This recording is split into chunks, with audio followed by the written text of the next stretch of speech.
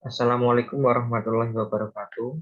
Perkenalkan, nama saya Muhammad Iqbal Maulana dengan NIM 6101 420 125 dari Rombel Pendidikan Jasmani Kesehatan dan Rekreasi C 2000 angkatan 2020. Pada kesempatan kali ini, saya akan menjelaskan mengenai menjaga keselamatan diri dan orang lain di jalan raya. Masuk materi.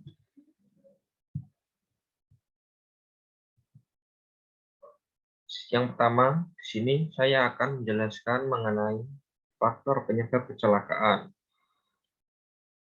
Ada 4 faktor menurut saya yang menyebabkan kecelakaan. Yang pertama adalah faktor kesalahan manusia, yang kedua faktor kondisi alam, dan yang ketiga faktor alam, dan yang terakhir faktor kendaraan. Faktor kesalahan manusia yaitu mengantuk, tidak fokus, kelelahan. Hal ini disebabkan oleh manusia itu sendiri karena belum mempersiapkan diri untuk melakukan perjalanan, sehingga menyebabkan diri sendiri mengantuk, tidak fokus, dan kelelahan. Kemudian, belum fasih membawa motor. Sekarang banyak orang-orang yang terjadi kecelakaan dalam kondisi belum fasih, yaitu belum memiliki SIM, atau SIM-nya menembak. Marak di masyarakat kali ini, SIM pada menembak, sehingga menyebabkan orang-orang tidak paham aturan-aturannya dan belum fasih. Kemudian kesalahan beraksi saat menyetir baik panik atau lambat. Kemudian menyetir di bawah pengaruh obat-obatan narkotika atau alkohol. Kemudian menyetir sambil melihat handphone. Sekarang banyak orang melalaikan pada saat berada di jalan raya, yaitu dengan menyetir sambil memainkan handphone. Hal ini tidak baik untuk diri kita dan orang lain, karena dapat menyebabkan kecelakaan. Masuk kedua, faktor kondisi jalan. Kondisi jalan yaitu kurangnya penerangan. Banyak jalan yang belum mendapat penerangan yang cukup. Kemudian jalan yang berlubang. Jalan-jalan banyak yang rusak dikarenakan faktor alam atau faktor kendaraan-kendaraan besar. Kemudian tidak adanya rambu lalu lintas. Dan yang terakhir, tikungan yang tajam. Tikungan yang tajam jika tidak berhati-hati akan menyebabkan kecelakaan pada diri sendiri maupun orang lain. Kemudian faktor alam. Faktor alam yaitu kabut, seperti di daerah pegunungan, kabut yang gelap akan menyebabkan jarak pandang kita terhadap sekitar menjadi tidak jelas. Kemudian banjir. Banjir menyebabkan motor macet dan motor menjadi rusak. Kemudian terjadilah kecelakaan. Kemudian hujan deras.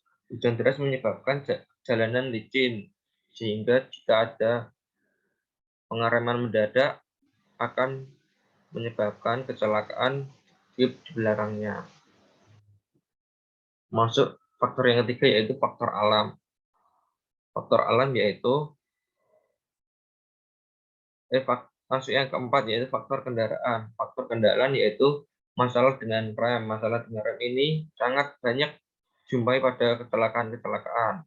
Karena pada saat mengendarai, rem adalah hal yang penting. Jika ada suatu ketika melakukan pengereman mendadak, kita bisa mengantisipasinya. Kalau tidak masalah dengan rem, yaitu tidak pernah servis motor. Servis motor itu penting, setidaknya sebulan sekali atau 2 bulan sekali. Hal ini menyebabkan kecelakaan motor jika tidak dilakukan servis motor. Dan masuk slide selanjutnya. Selanjutnya yaitu upaya pencegahan kecelakaan. Di sini saya akan menjelaskan 8 cara upaya pencegahan kecelakaan. Yang pertama, pastikan kondisi jalan dalam keadaan kondisi baik. Kedua, pastikan Anda saat berkendara mudah terlihat oleh pengendara lain. Dan yang ketiga, gunakan alat pelindung diri yang lengkap. Yang keempat, pastikan Anda dalam kondisi yang sehat. Yang kelima, jaga jarak pengendara lain. Yang keenam, jika kurang sehat, hindari mengemudi dalam malam hari. Yang ketujuh, selalu menaati aturan berkendara. Dan yang terakhir, antisipasi kejadian yang tidak diinginkan. Yang pertama, pastikan kondisi jalan dalam keadaan kondisi yang baik. Kita bisa memilih jalan-jalan yang dalam kondisi yang baik, yang tidak berlubang, tidak licin, dan mengurangi tingkat risiko kecelakaan.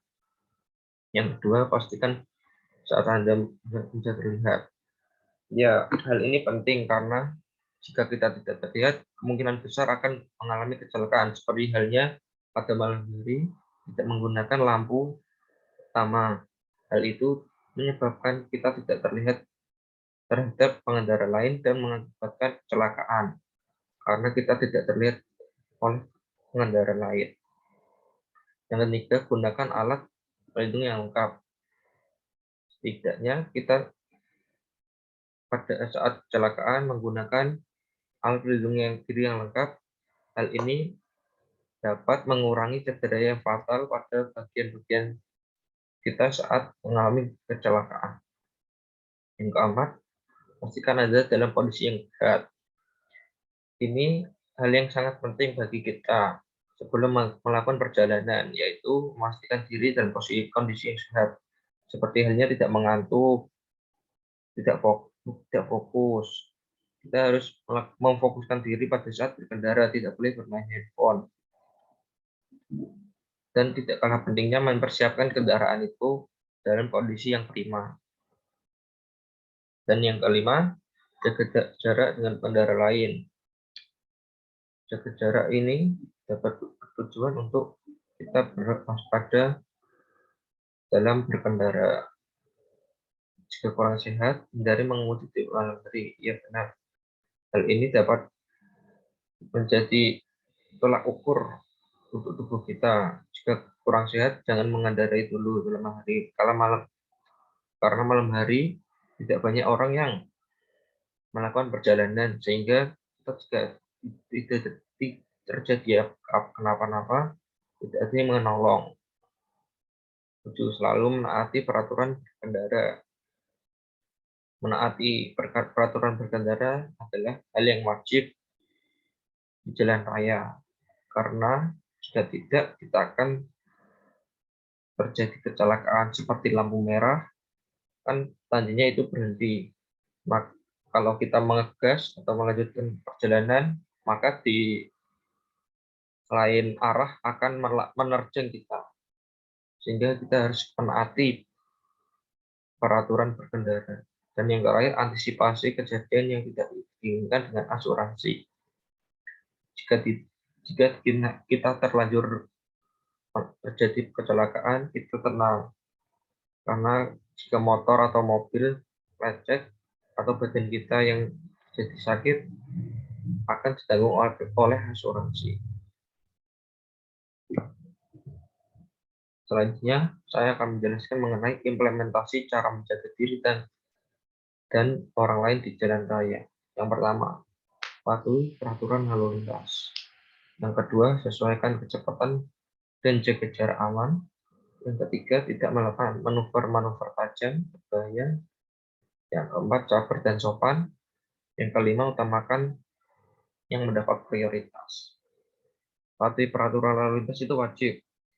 Seperti yang tadi, bahwa peraturan lalu lintas adalah hal yang harus ditaati pada saat berkendara. Jika tidak, kita dapat mendapatkan tilang ataupun kecelakaan yang tadi. Yang kedua, sesuaikan kecepatan dan jaga jarak aman. Sesuaikan kecepatan di jalan raya maksimal 60 km per jam.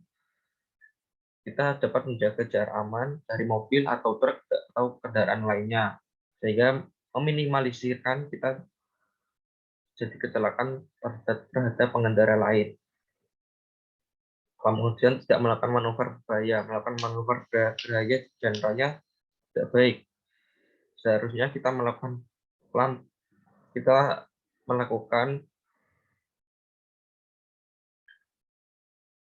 atau memberi arahan seperti melakukan lampu sen kiri atau ke kanan untuk melakukan manuver ke kanan atau ke kiri. Yang keempat, sabar dan sopan. Kita harus sabar dan sopan dalam berkendara di jalan raya. Yang kelima, utamakan yang mendapat prioritas. Hal ini sangat penting, yaitu kita harus memahami apa saja yang harus diutamakan jalan raya untuk mendapatkan prioritas. Yang pertama yaitu adalah ambulan. Ambulan itu sangat penting. Jika di dalamnya ada korban yang sedang akan segera dibawa ke rumah sakit, maka kita harus memberikan jalannya untuk ambulan itu sendiri agar sampai ke tempat tujuan atau rumah sakit. Kesimpulan, setelah kita mempelajari bagaimana yang penting menjaga keselamatan dan orang lain, maka keselamatan berkendara harus menjadi perhatian semua pihak, baik keselamatan aparat kepolisian dan perhubungan dan kita sendiri sebagai masyarakat. Salah satu cara menjaga diri dan orang lain di jalan raya kita dapat melakukan jaga jarak aman kendaraan. Dan itu adalah salah satu kunci untuk meminimalisir kecelakaan. Tapi ada hal yang tak kalah penting dalam berkendara, yakni memahami etika baik, tujuan keselamatan, dan kebaikan bersama. Terima kasih. Sekian yang dapat saya terangkan pada kesempatan kali ini. Kurang lebihnya mohon maaf. Assalamualaikum warahmatullahi wabarakatuh.